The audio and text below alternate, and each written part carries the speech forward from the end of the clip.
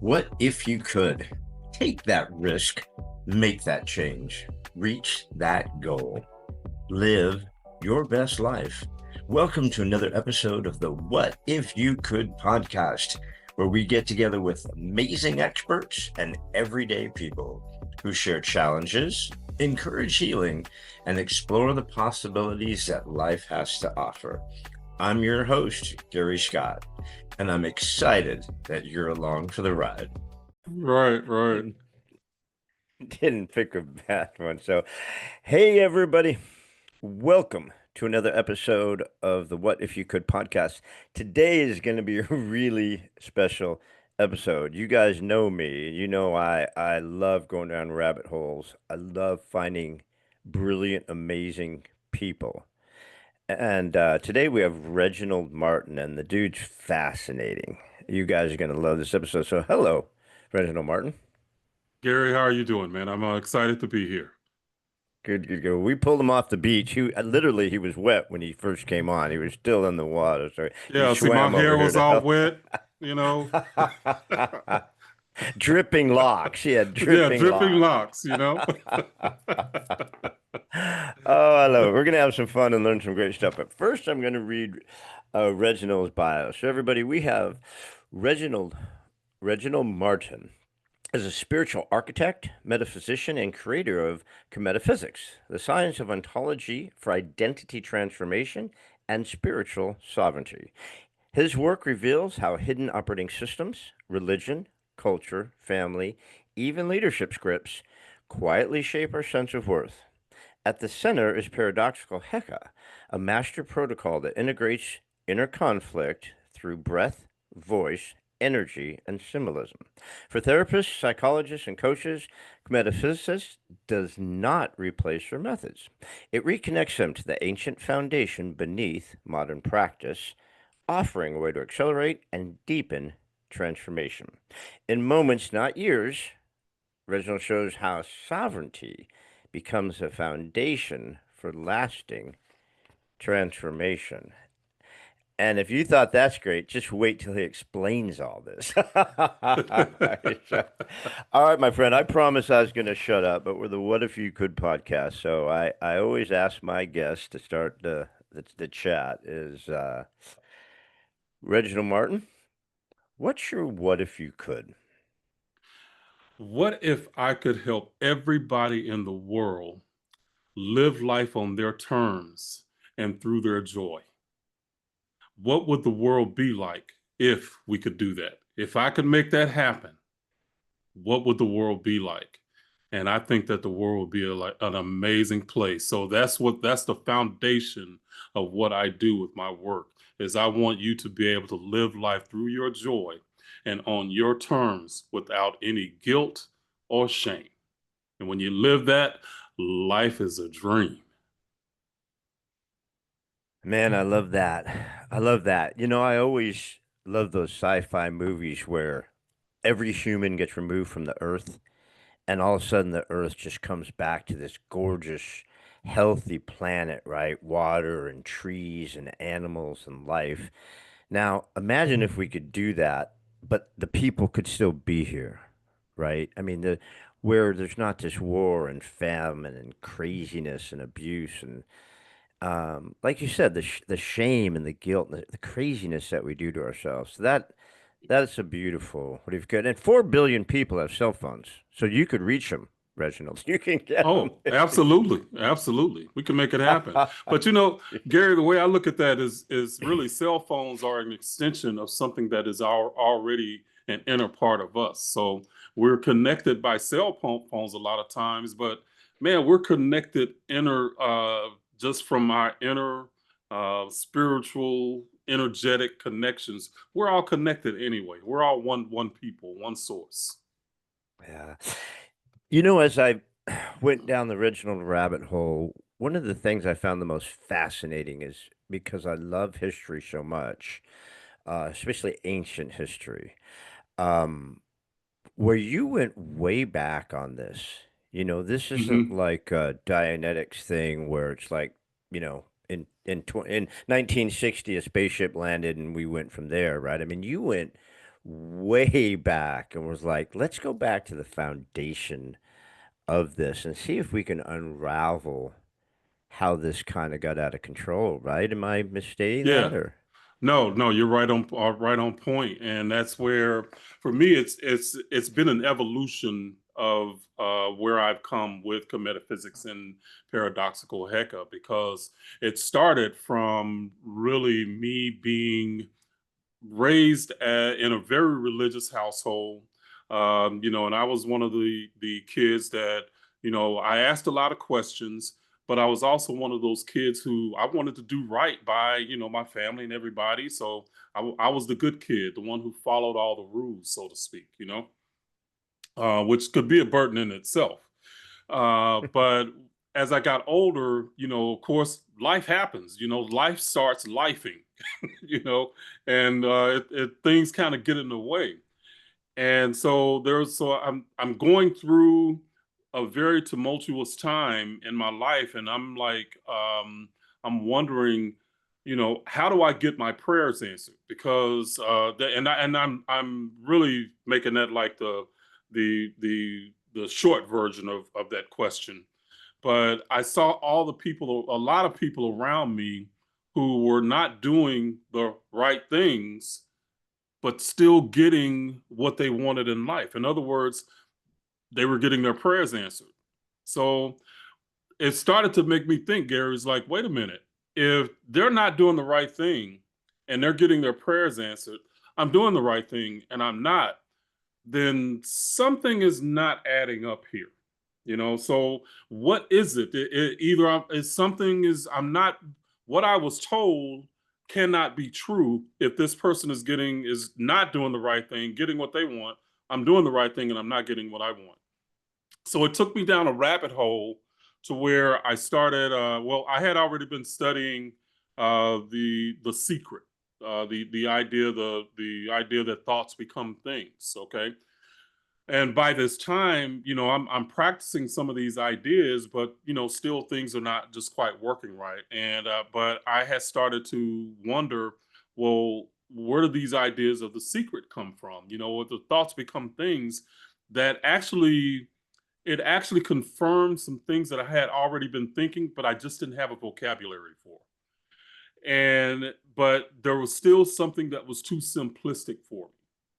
And because I had grown up in an environment where they basically said, just shut up, have faith, and believe, I'm not one of those persons that you tell me something, I'm going to be like, okay, well, where'd you get that from? You know, why should I believe that? So it started me to investigate. So when you start talking about the history of a lot of these ideas, it's kind of like you ever seen the or somebody pull on a thread from a cloth, and then all of a sudden the whole cloth starts unraveling. That's how my intuition works. So I pull a thread, and then all of a sudden a lot of things start unraveling, and I keep pulling that thread until I get to the end. So that's kind of how I started to unravel. A lot of the ideas that were You what can we you could destroy a lot of stuff that way. That's how I like that analogy because you could tear a lot of stuff apart and you go, there's nothing here. You know what I that's mean? And very so once true. you start doing that, you go, where did this go? There's no foundation Right. to this thing. Right. Well, when I pulled my threads, what I ended up finding was that the my childhood religion of Christianity and the ideas of the secret all came from one source, which was ancient Egyptian mystery schools. Is where a lot of these ideas came from. But what I found was the overarching idea, Gary, was that what we were learning as religion was actually distorted ancient metaphysical science. And what I call science is that it's testable, it's repeatable, and you can observe it and quantify it. Okay.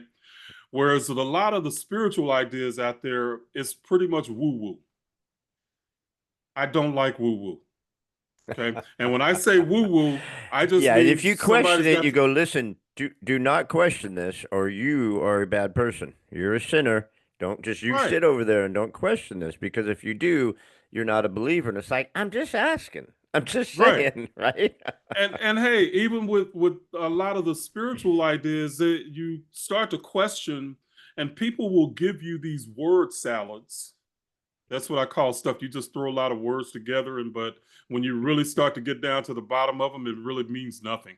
You know, they throw together these word salads, and it is nothing that you can use to actually use in your life. There's no practical application behind it. So just say, for instance, the idea of just surrender. You know, Gary, I hate it. Excuse me, I almost cussed, but I'm just gonna say, Gary, I cannot You're stand free to that do stuff. whatever you like. There's no shame on this show. There's no So, shame. well, man, that idea just seems so passive into when we're talking about into the reality of what's happening in our lives. You know, so I'm sitting, like here I'm sitting on the beach right now, and okay, maybe not, but you're sitting on the beach, you're doing your thing, and then all of a sudden life gets in the way, it starts lifing, and then it's like, what do I do next? And then somebody says, just surrender. Like, no, I'm getting my ass whooped. I can't surrender right now. Okay, Surrender to so what, man? I'm getting yeah, killed here. exactly. So when it comes to ideas, that's what I call spiritual woo. But what I found was is that like through paradoxical Heka, that its surrender is actually not something passive. It's an active process that you can take to actually bring yourself into peace and calmness. Okay. So two things. So Kemetaphysics is basically like a map, and it is an ontological reframe of a lot of the ideas from religion that makes us think that we are broken. Religion tells us we're born sinners. Medicine tells us that we're ill and we're diseased. Psychology tells us that we are what's the word I could use that Crazy, we're crazy. I was trying to damaged. use yeah, damaged. Okay, thank you. That's a more, I guess, politically correct word there, Gary. Damaged. Okay, but in all these systems, we're damaged goods. So they have an ontological belief, and ontology just simply means the study of being. The ontological belief in all of our systems are that something's wrong with us, that we're broken. You know, we're sinners, we're damaged, we're ill. But from the ancient perspective, they didn't teach those ideas that way. The way that they taught were that we are basically, I like to frame it in the sense of, I think the first person I heard this from was I forget his name right now. See his face, but he said that we're souls having a human experience. Okay, in other words, most systems today, spiritual or religious, teach being soulful as an aspiration. But the ancients didn't say being so, it wasn't an aspiration. It is the foundation of who we are today, right now. We're born that way. We're born whole, or in that what they would say is we're born divine, and that we are whole beings, but we can sometimes get out of alignment. The deal is a lot of the stuff that the ancient religions and stuff distorted were ideas that teach us to get back into how we get back into alignment, not trying to aspire to get to heaven or to live in this place. Even the idea of heaven, if you look up the original scripture, it will tell you that heaven is within you. So all of these ideas were about us remembering, which the term we use today is resurrecting, the idea of remembering who we are as souls. So that means realigning back to the foundation of who you are. So that's where Kametaphysics and Paradoxical Heka does. So basically two different frameworks. One is ontological, come back to being whole. The other is how do you get there? So that's what Paradoxical Heka does. The ontology, the study of being, and existence, the study of being and existence. And I think I really hadn't looked at that word before. I didn't. I may have seen it and as I looked in the study of being and existence, but I mean that seems to be when you look at some of the other words you mentioned, prayer and the secret and surrender and remembering who you are and stuff, being and existence are both such healing kind of nice, soothing words in a sense. It's like, dude, just be, right? Just exist. Don't Yes. get wrapped up in all this bullshit because none of it matters. Like you say, when life gets lifey, my wife and I say it all the time. Life's getting lifey, man. You got $10 because I need gas. Um, but being an existence, that's really a healing kind of powerful message right there. I like that a lot right there. Yeah, Gary, and it is healing and it is powerful. And when you can really accept yourself as someone that is whole, you are an extension of the source of the whole universe. You're not different from it. You're just a different magnitude. And the way that I explain that idea is, or I just use an analogy of, if the source is an ocean, then it takes a multitude of drops to make an ocean. But every drop in that ocean also has the ocean in every drop. So we can't be different from the ocean if there's only one source. Okay, we can't be different from it. So that's how the ancients looked at it, that we are a drop in the ocean, and we are the ocean in every single drop. Okay? So when you can look at yourself from that perspective, if you take the old religious ideas that we're broken and sinful and all of that, then that means the ocean has to be broken and sinful. But they don't teach that. They teach the ocean is perfect, but you're broken and sinful. But if you're a drop, how are you broken and sinful if you're the same stuff? It just logically, it doesn't even compute. Which one makes more sense? And to me, it comes down to how do these ideas really make more sense? Is the when my logic and intuition connect and harmonize, then it seems like common sense. In other words, it's just true. You know. It, So when I you know, think about the ocean and the drop, it's common sense. and I always marveled at the fact that we could be born innocent and pure, and this innocent creature who's yet to have anything thrown into their life, but yet also we could be born a sinner. It's like, wait a minute, that dude has done nothing, right? It's like Nothing. you can't be both, right? You can't be this innocent little child, this helpless little child, but also be a sinner at the same time. I was like, well, wait a minute, you can't be both. It doesn't make sense when you start to analyze it, and any of it, Gary. It just didn't make sense. So you start talking about pulling on those threads, man. But what I found was just it led to so much gold in the sense of helping me to reframe myself when I was going through my difficult times, man. Because I've never been a person. I asked a question, or I said to myself, I never wanted to look back on my life and ask what if. I wanted to basically, if there was anything that I wanted to do in my life, to go after it. Now, it's been easy. No, life has taught me some lessons, and I like to say, life was life, and it kicked my ass plenty of times.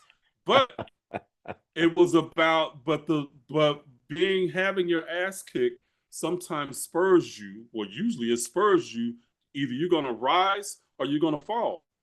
And I'm a fighter. I'm not gonna fall.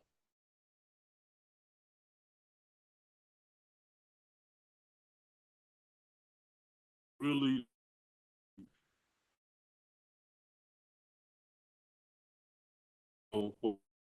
cursed. Are you mad at me? Am I none of the chosen people? You know, you what happened? What knock on the door. Like, I'm a good guy. For some reason, I follow the rules. I'm watching all these douchebags get all this great stuff. They say they're praying for it, whatever. I am not. Am I not praying right? I mean, am I praying to Yeah. the wrong thing? I mean, what? I don't understand what the difference is between what I'm doing and they're doing and what they're getting, what I'm getting. Maybe the prayer isn't the answer to it, right? Maybe it's not the praying, it's the doing. It's the It being. actually it comes into the being. It really comes into who you are being, because you know, I could get real technical with it, but everything that is possible already exists. What you desire, you couldn't even imagine it if it didn't already exist. Your imagination is simply a preview of what you can actually connect with and become. But if you cannot match the energetic imprint of that thing that you imagine, then you cannot become it. You cannot manifest it into your life. Okay, that's where the work comes in. And if you are carrying these legacy beliefs of I'm broken or something like, you're automatically setting up barriers to becoming the fullness of yourself, the full being of who you are. Because that's what you're really doing, is you're trying to become more and more of the possibility. It's an idea of, and again, in our society, we a lot of times look at things as either this or that. You know, we live in this contradictory state where, you know, we got to battle illness, we got to fight you know, mental illness, we got to, you know, battle cancer. You know, we end up setting up adversarial ideas of things that are really an aspect of us, our shadow self. So everything that, and if you really think about it, every desire we have is comes from the shadow. It comes from some aspect of us that says, "Dang, I don't have this, or I want to do this, and it's not here right now, and I want to, you know, achieve that." That's the shadow side. You thinking in the terms of you lacking something, you want something more. How do you reach the more that you want? So the shadow is actually a part of you, but instead of you fighting the shadow, use it as fuel instead. That's what the ancients did. Okay. They understood that the shadow was part of them, not something that you try to bypass or you try to ignore. It's something that you actually integrate. That's the key, is that you integrate it, and through integration, it ends up becoming a place of peace for you once you integrate it. So it's a powerful, powerful way to think about these ideas. Well, I love I love that thought because, you know, that's what we do. I know I've done that a lot recently. Is, you know, stuff starts going sideways, life starts getting really lifey, things you didn't anticipate happen. Just, you know, you like said, get kicked in the ass. I always say get kicked in the nuts, man. I'm just like, dude, I just got kicked in the nuts on that one.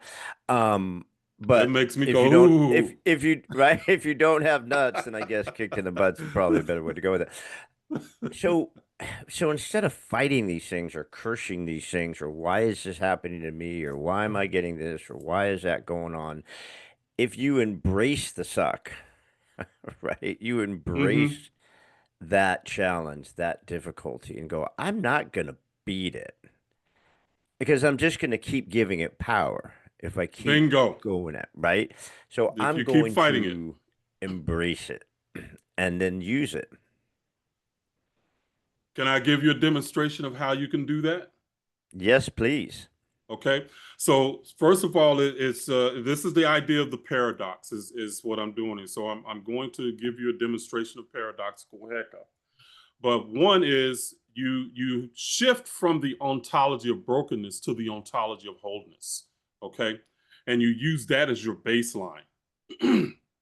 So what happens is that you take in the moment, you always in the moment, you take what you're feeling. Just say, I might be feeling, angry right now that life is, kicking me in the nuts. Okay. But I'm going to honor that anger and recognize that I am, I just stop at that. I just recognize that I am. In other words, I am part of the source. So what I've done is I've taken the shadow aspect of what's happening, my fear, whatever it might be happening, and then in the same breath, I'm literally speaking and connecting back to the essence of who I am. And I take this. I'm not trying to make this a religious thing, but it's just even in the Bible it says Moses asked God, who should I tell them sent me, and then the Bible just says, tell them I am that I am sent you. Okay, which means literally you can look at anything on this planet, in this universe. I am. Okay. So in that moment, I'm connecting back to that. When I said life is kicking me in the ass, but I recognize too the truth that I am. That's the paradox. And in that moment, if you do that, Gary, you're probably going to feel some chills come over you. If you do that, then that is those two things actually reconciling within you. That's a signal, a somatic signal that actually worked. Okay. In that moment, you come to peace because you're not trying to fight that part of you. You're recognizing it and honoring that part of you, and then connecting it to the baseline of I am. Mm, mm, mm, mm. That's the Yeah, paradox. I love that. And it's like the word impossible, right? It's like I am possible. It's not Bingo. impossible. It's I am Yes. possible. And it's like when I got cancer, I wasn't mad or scared. I mean, I wasn't scared and oh my God, I'm going to die, even though my first wife died of cancer. But I was like, all right, I was mad. And I was like, but I have to understand that I'm going to have to make peace with this animal and I'm going to kill it. Oh, I'm going to kill it big time, right? But I can't be afraid of it. I can't fear it. I can't, even the anger, I had to understand the anger of why this came about, right?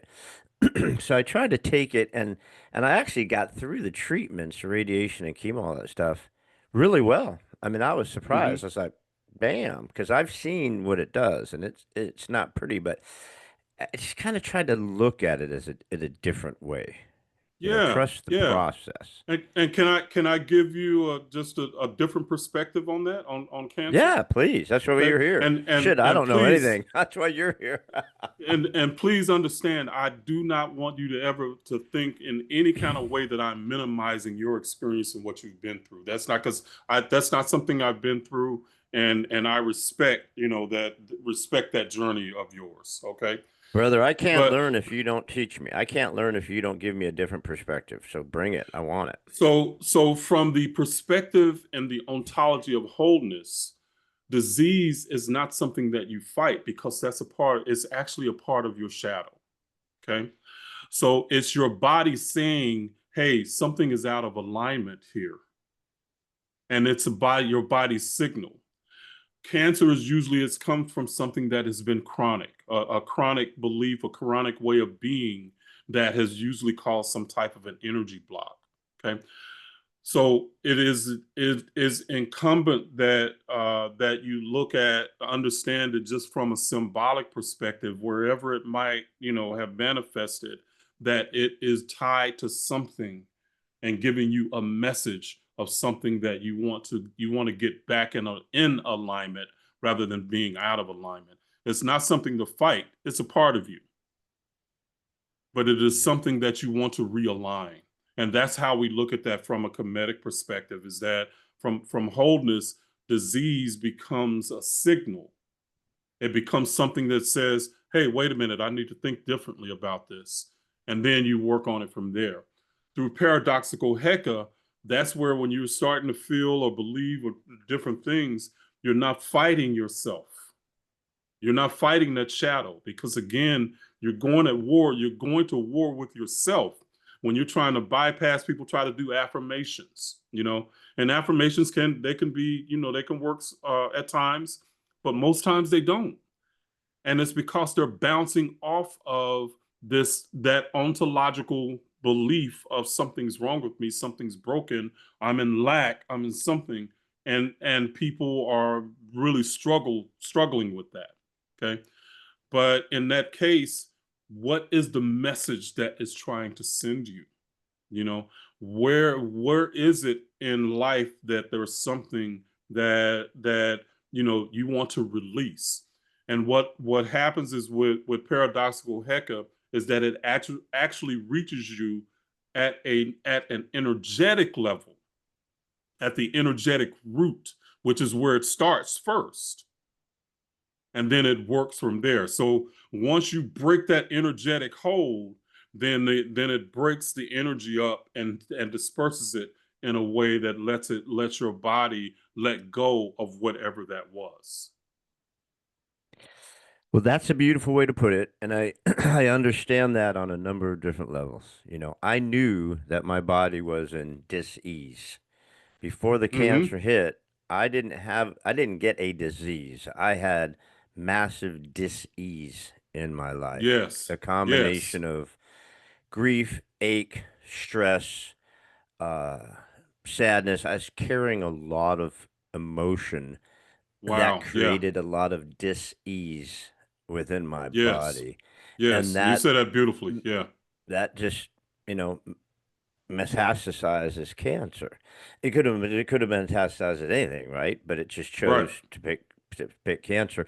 And because it was something that was meant for me to see and be alerted to after, even though I'd been hit in the head 97 times to watch out what's happening because I knew what was happening.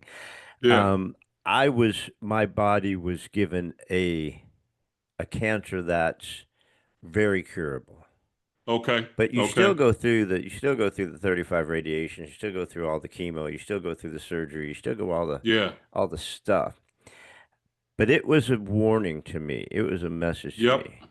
Yep. And I still didn't take it. That's how stupid I am, Reginald. I still didn't take it. But No, but no, don't say that. Yeah. your message was beautiful. Your message was beautiful. And I that is such a kinder way to approach it when you get some sort of disease, right? I mean, the way you Yeah. explained it is kinder to yourself. Bingo. Bingo. You don't, because if you listen to the paradox, you're not in judgment about it. You're not looking at yourself in a negative way. You're saying, I honor what it is in me right now, but I also honor this other aspect of that's a part of me right now. In the moment you honor both, and then it is like a shock to the system that goes all through your system. And I mean, it's powerful. It is absolutely powerful. Yeah. Talk to me about sovereignty. You touch Mm-hmm. on sovereignty quite a bit. You could look up sovereignty and Google it and all that stuff, but when you're talking about sovereignty, where is that coming from in your perspective and your theories, your research, your message? Yeah, it's really about taking control of your own agency of who you are, because from a religious perspective, a lot of times we're taught that this source is something outside of us that we have to, placate, we have to worship, we have to, in other words, we have to curry favor from it.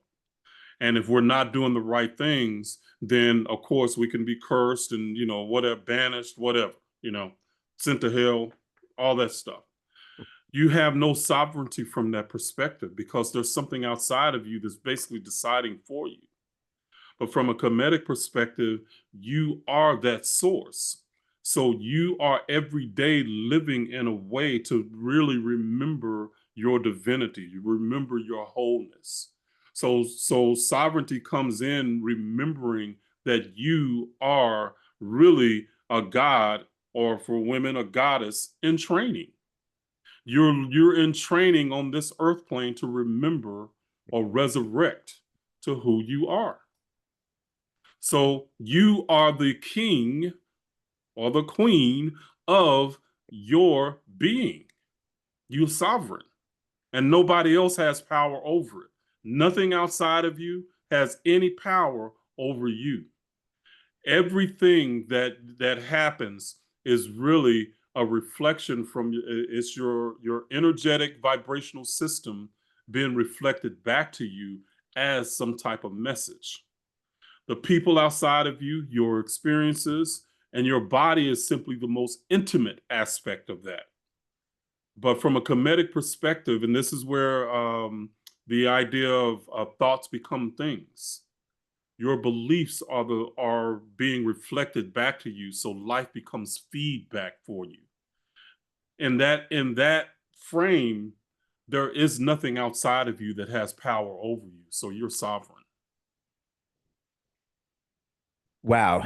Using that take on sovereignty, our, I know America for sure, but I mean, I feel most of the world has completely lost their sovereignty. I mean, we have become subjects and we have allowed everything to take our sovereignty. We just fall for every frickin' hook, line, and sinker that they drop and chase the next trauma, the next challenge, the next. We're not being authentic selves. We're just, using the way you said it, which was so beautiful, is we don't have a sovereignty anymore. In a lot of ways, we are taught that the power is outside of us. The ancients never taught it that way. So no, and I mean, I look at, you can look in your social media feeds any day of the week, and you can see people railing against all the things that are happening in the world. And believe me, all of those things are valid experiences. But if you in your living room behind your computer, are they really happening to you? In other words, the old philosophical question of, are you inside the room or is the room inside you? If you're walking, if there's no one to hear a tree fall in the forest, does it make a sound? You understand what I'm saying? So those ideas, man, they become deep when you start talking about these kind of this type of philosophy. But the deal is that it does become your reality because it reflects something within you. But if you give your power to everything outside of you, it's like looking in the mirror and waiting for the reflection to smile. So life is feedback. Life is your mirror. So if you're giving all of your power to all the things that are happening bad, you look at your feed and you're going like, man, this is horrible. This is terrible. And it's really starting to impact you from within. It's telling you something about you. So in order to change what's out there, you have to first change what's in here. It goes back to be the change you want to see in the world.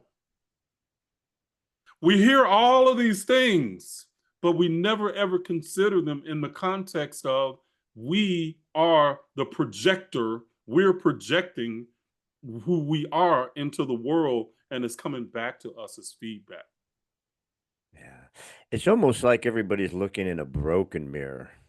It's like there's so many shattered pieces, and one person's looking into it, but all this massive, overwhelming is coming back at us. It's not even one reflection, it's hundreds of reflections coming back at us. We don't even know what to focus on anything. And it's like just relaying on kind of what you said is, that, what people are saying, if you want to see that life really sucks, watch the news and watch social media. But if you want to know that the world is good, go sit alone in nature.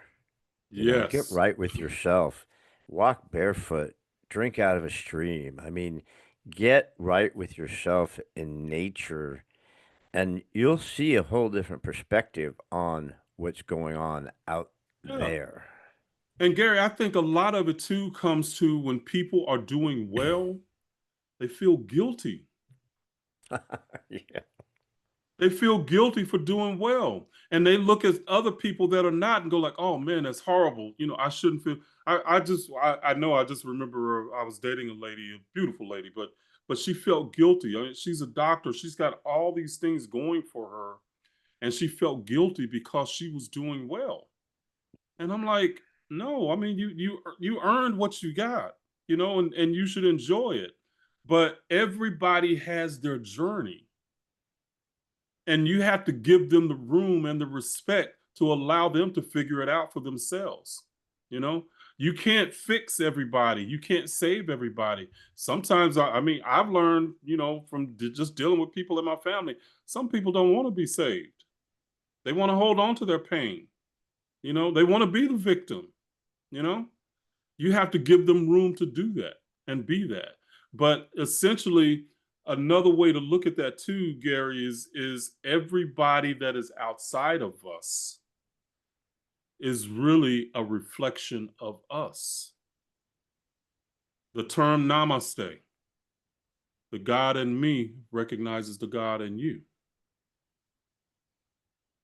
We're all one. Yeah. So, Rich, tell me, tell us, walk us back now. Because, like I said, I went deep into all your stuff, and whew, I was like, man, this is crazy great stuff. This is Thank crazy you. amazing.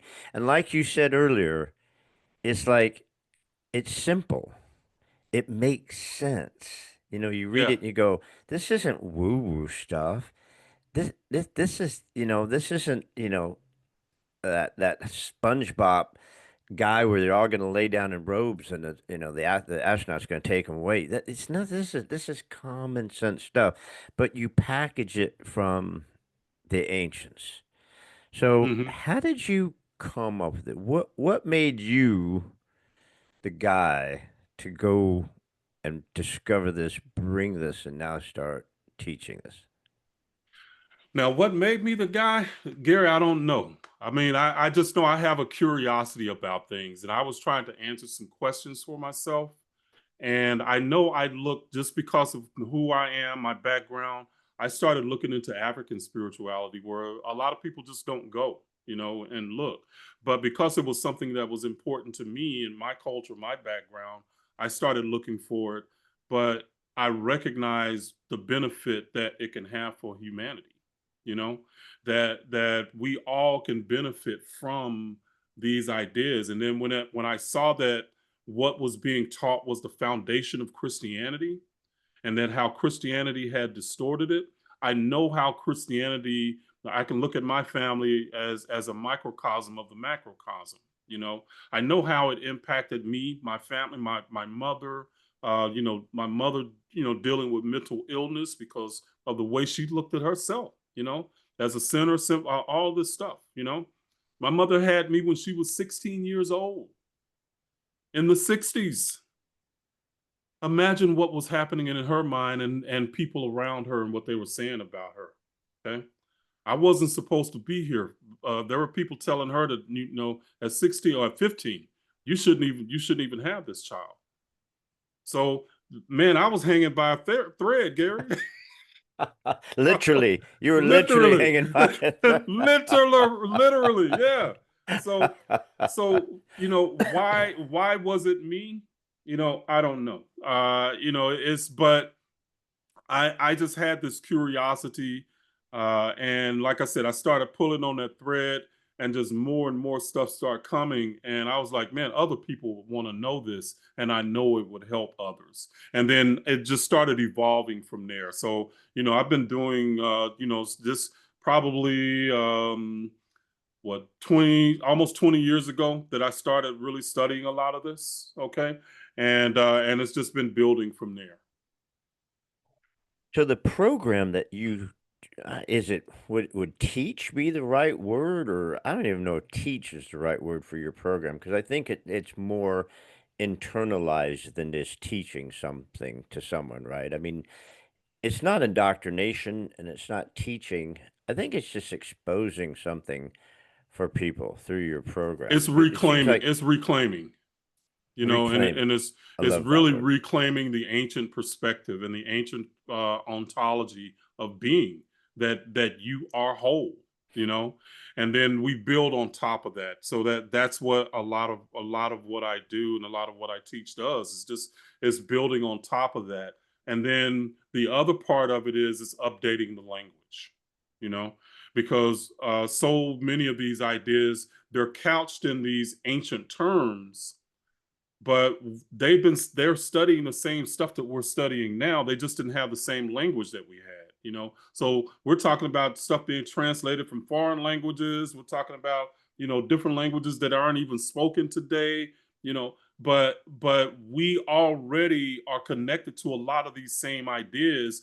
For me, it's about deciphering and connecting these ideas to what we know and what we do today to really make it practical and understandable. So that's really important to me, because again, I just the woo woo stuff, just it upsets me to no end, because so many people get to a point to where I can't stand teachers that are like, they want to tell you about the old words and you should learn the old terms and stuff like that, but then what does it do for you? How do I use that? And if you're trying to learn the vocabulary and the idea, then it's really hard to integrate it into your life, you know, because you really can't make sense of it. So I like to make it make sense, and then what I do with what I take it back to the ancient stuff to say, hey, this is what it's grounded in. This is where it came from. Because even if you think about psychology, you think about medicine, you think about all these different systems, they're really fragments of these ancient things. People are rediscovering them, but the ancients already knew. They had a different way of thinking about technology, because I really believe a lot of the technology that we have are really, it mimics our own inner technology, because we've been told that the power is outside of us, so we build the ancient technology outside of us. But the ancients, they did technology that was our inner technology that connected us, telepathy, and you know, and what I call really soul level. Man, now my brain just went blank. But it's how the soul experiences things. We That stuff, still the soul still experiences through us while we're living, you know. So we have that technology, that inner technology, available to us all the time, but it's like, we it has to operate like in a still pool, a pool of water, rather than a rushing, you know, whitewater lake or whitewater river, you know, which is what society is for a lot of us. That's what it is now, with AI changing things so fast. All of us are like in a whitewater river, and we're like, you know, what do we do, you know? Yeah. And the amazing thing about antiquities is, a lot of the stuff that was just written on a wall in hieroglyphics, and it's just being interpreted through time. But I mean, it Hmm. goes way back. And the more we look into what they did and the type of technology and what they taught, and like you said, I mean, I have medical journals from when they were performing surgeries back in Egypt 4,000 years ago, Yes. and the techniques that they were using. It's fascinating. It's Fascinating. unbelievable. And Yeah. and so we haven't improved a lot of stuff. We think we have because we're egomaniacs. We think we're better than all these desert dwellers, right, and living in the Yeah. sand, but we have not. And so your message, you've taken this and said, we've taken a great such an empowering message, such a gift, these teachings, and we completely altered them. We've completely Yes. bastardized them to fit the need which we want, which is usually control, which Yep. is usually some form of control over the masses, Yep. give us your money and then we'll tell you what to do. Right. Um, but that's why I love how you brought that back to the foundation because most stuff, especially today, has no foundation. No None, foundation. I mean, none. and like you touched on science, I giggled for about 15 minutes because I love the term that they were hitting us over the head with. Trust the science, trust the science. Like, dude, that's the most unscience science thing you could ever say is trust. Right, Because like you right, said, it constantly evolves and changes and we have to double check it, triple check it. If it's wrong, we got to alter it, right? It's like, right. yeah, so the way you went back is fascinating. I really enjoyed going through that with all your stuff. Well, I appreciate hearing that. Yeah, and it's like it's really it's a labor of love for me too, and I love going even into the symbolic language because a lot of times the way that they did their symbolic language, we try to interpret one idea, but with them they didn't. It wasn't you interpreting things. It was like it was creating a concept that had many a multi-dimensional expression of the concept, you know. And a lot of times we have it flattened into words today, you know, even like the scriptures and stuff like that. um for instance, I was talking about I was reading writing an article today, and it was about the idea of love thy enemy, you know. And to me, that one idea and phrase has caused so much illness and sickness because we try to bypass really all of our emotions and disconnect from our emotions, our anger, our grief, our sadness, and all those things that we're feeling about the so-called enemy, or I would just say the opposition. But you're supposed to like be okay with what they did with you and not be angry. It's not good to be angry, you know. But the ancient terminology, the actual idea is that the enemy is really is talking about love the other aspect of you on one level. In other words, I was talking about, you know, we were talking about illness and you were saying disease, you know, dis-ease. Okay. You are supposed to love the all of you. You know, we make the disease in a lot of instances, we make the disease the enemy. We're fighting it, but we're giving fuel to it when we do that. But if you use paradox and you say, hey, even though I have this illness, I honor this illness and recognize that I am. Or I recognize that I deeply and completely love and accept who I am in the moment. Okay. So instead of making an enemy, honor who that is, love who that is, that other aspect of you, and bring it back into alignment. That's a more powerful way. And this is the other thing I say, Gary, is people can hear me and they can listen to what I'm saying. Do it for 30 days. Apply it for 30 days and see what impact that it has on your life. And you don't have, I'm not asking for people to believe me. Forget that. You know, we've already been down that road. Okay. Use it and see what it does for you. Keep a diary. I promise you, there will be a change. So walk me through a quick. I know it's so much deeper than just to be able to cover real quick, but you've got different steps. Is there five? How many different? Is there For what in five particular?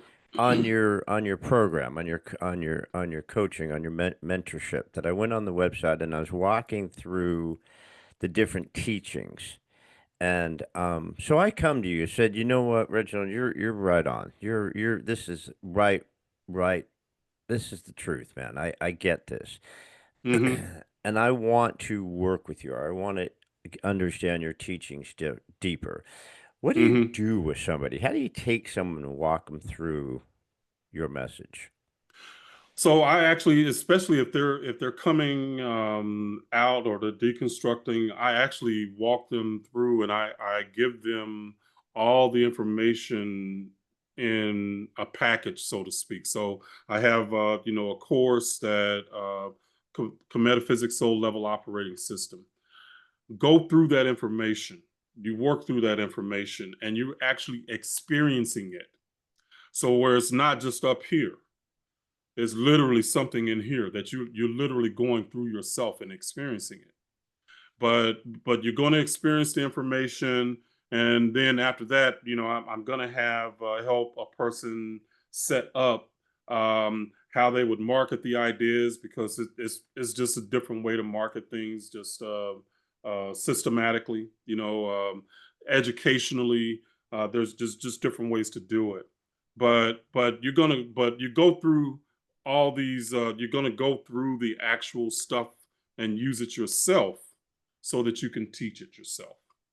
Because I don't think that you can actually, wisdom comes from experience, not a book.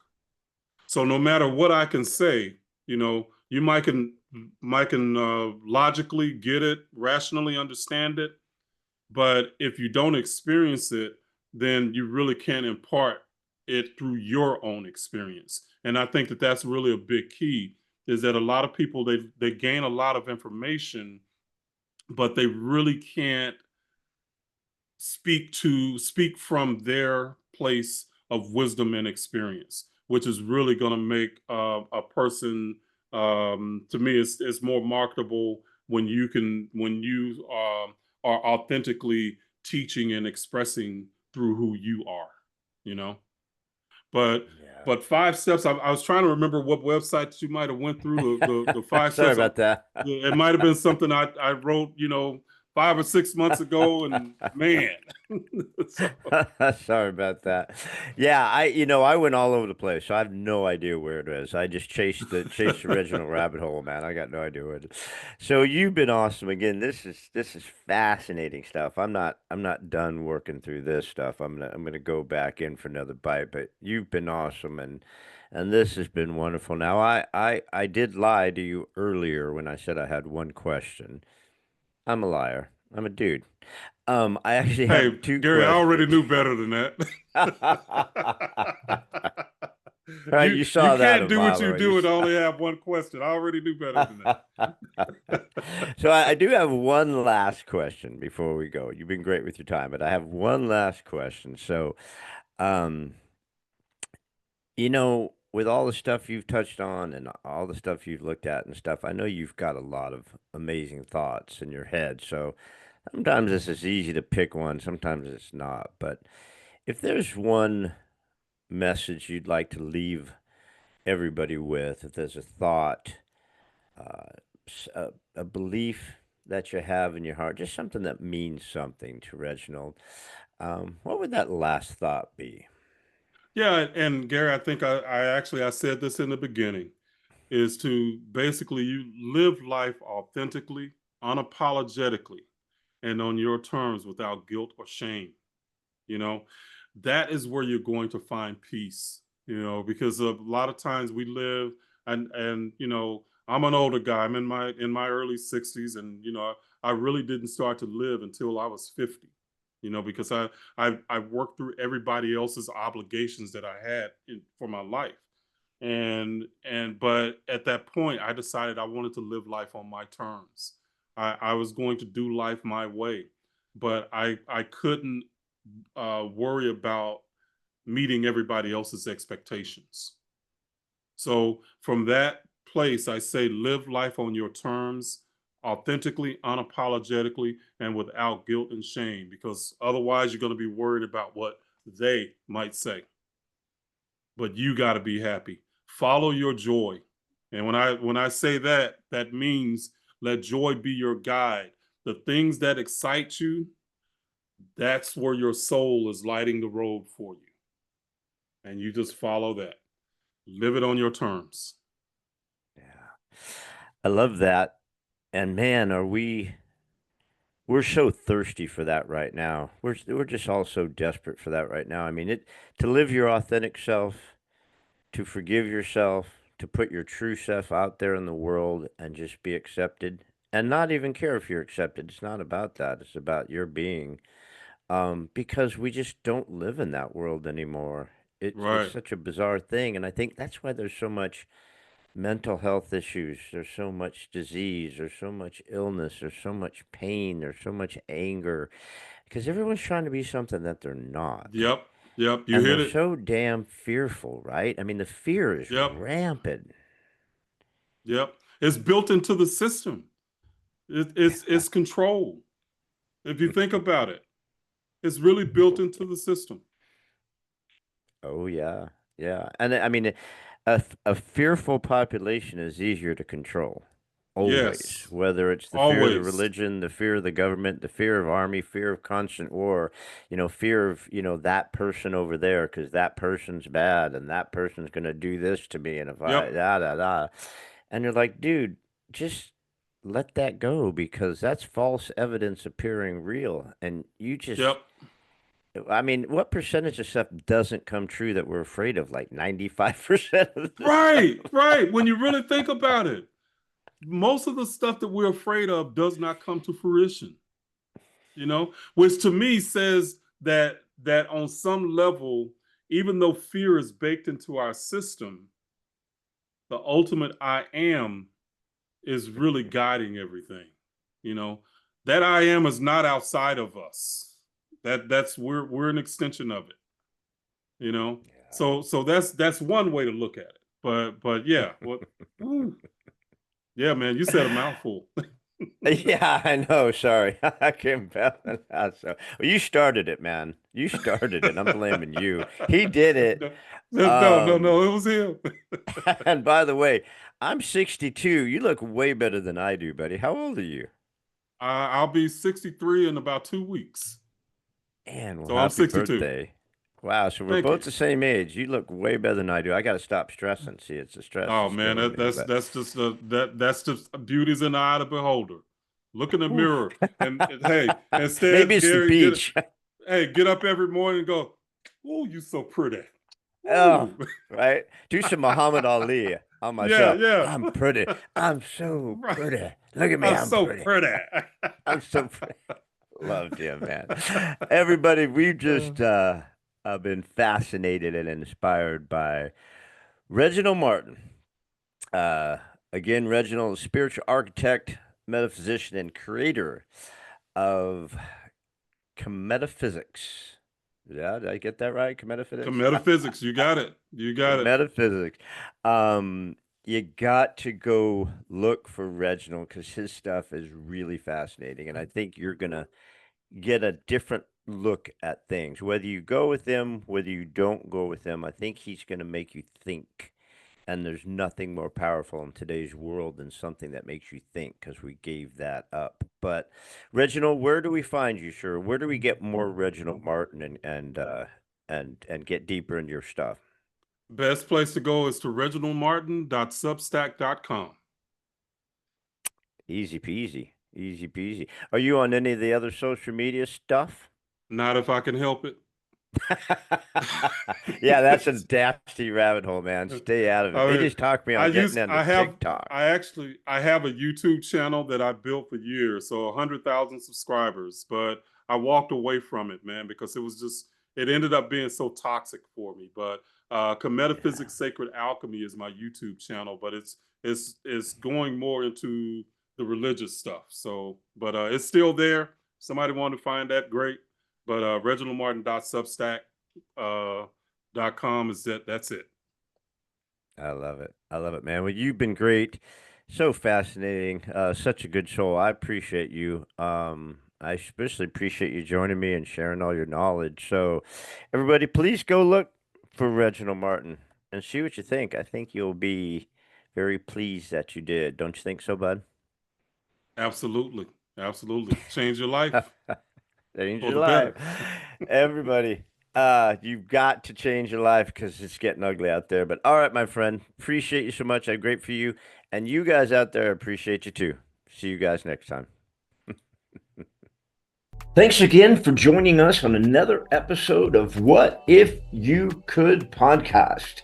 Please subscribe, like, share, and give us any feedback. We'd love to hear it. And remember, if you can dream it, you can do it. See you next time.